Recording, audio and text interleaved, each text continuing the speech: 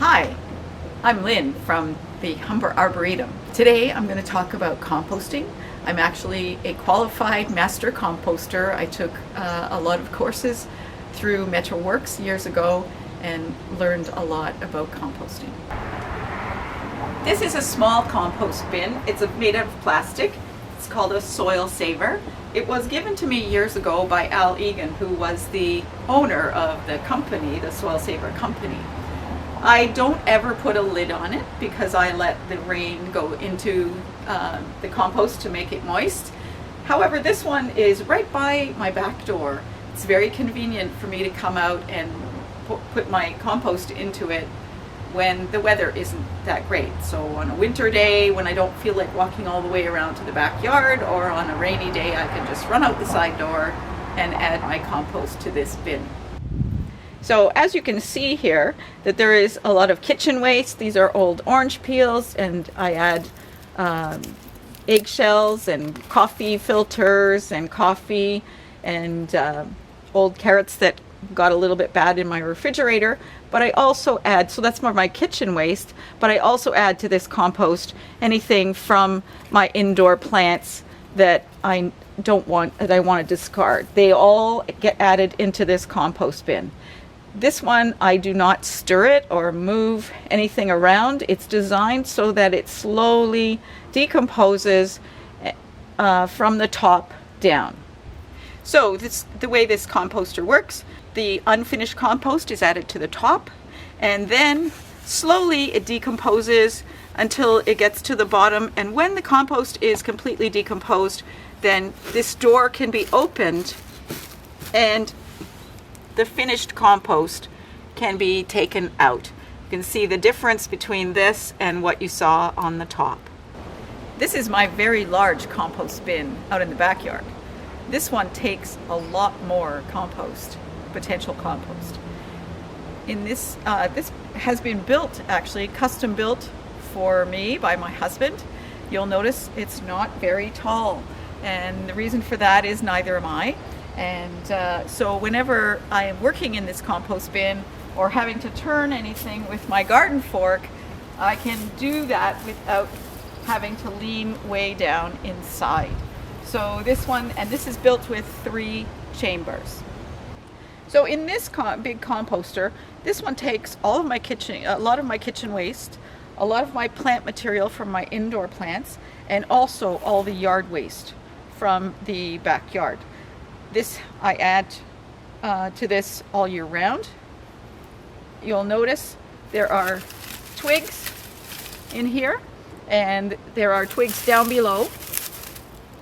These are added in order to create air spaces. A compost, to be able to decompose properly, needs to have basically 3 elements. It needs air, it needs water, and it needs food. And so the twigs not only decompose, but they do tend to create air spaces, which means that we have an aerobic composter. Aerobic composters, when they decompose, they have a sweet smell. If they get anaerobic or don't have any oxygen, they end up smelling pretty badly. So moisture is also required for things to decompose. If you think about the mummies in Egypt that stayed for thousands of years, the reason that they didn't decompose was that there was no moisture down in those tombs. Once we have moisture added to this, then things will start to decompose. You'll notice this compost does not have a lid. I allow the moisture from the sky to help me out. So rain is always welcome in this compost. If I have a dry period where we don't have very much rain, then I will add water from the hose. The third component of composting is having a balance of greens and browns. So greens are the freshly taken vegetation. So it could be your kitchen scraps, it could be my indoor plant scraps, it can be my garden scraps. So we need a balance of green. There is not very much right now because this is early spring. And then we also need a balance of browns. So they have high carbon. Those are the things like dead leaves, dead twigs. A compost pile is an ecosystem. There are animals and other substances like bacteria and fungus that do the decomposition of the plant material. And then there are predators that eat some of those decomposers. So it's a whole ecosystem going on in this, and that's why it's important to have that balance of air and water and food for that whole system. I have actually added red wigglers to this compost pile, which are also very helpful in generating compost.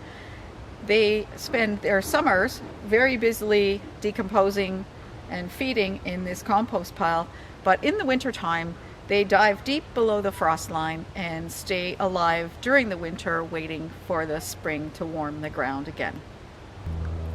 So twice a year, in the late spring and the early fall, we harvest the compost, the finished compost, from our big compost pile. That requires that we turn it over a little bit and find the finished compost, which is usually at the bottom of the pile. But some things decompose more slowly than others. For example, pieces of wood, twigs, things like that, they decompose slowly, corn cobs, and so they take a little bit more time to finish decomposing. So what we do is this is our sifter, and it sifts out the large pieces, and we transfer the compost from the pile into this sifter in the wheelbarrow, shake it, and the finished compost goes down through there. Once we have finished compost, that's the stuff that we want to put in the garden eventually, but we often don't need it right away.